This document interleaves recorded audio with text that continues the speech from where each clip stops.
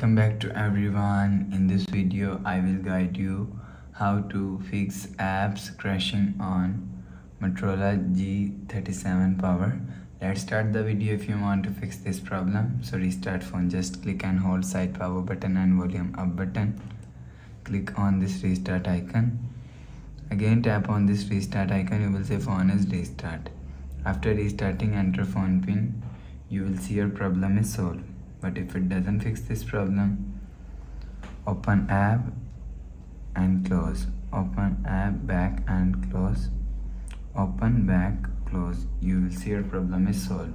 But if it doesn't fix this problem, go to app library. Here click on settings app. Now in setting, scroll down and click on system and update. You will check your software update is latest. If it not latest, update your software latest. After update software latest, go back to home screen. You will see your problem is solved. But if it doesn't fix this problem, so last option is reset all settings. Go to app library. Here click on settings app.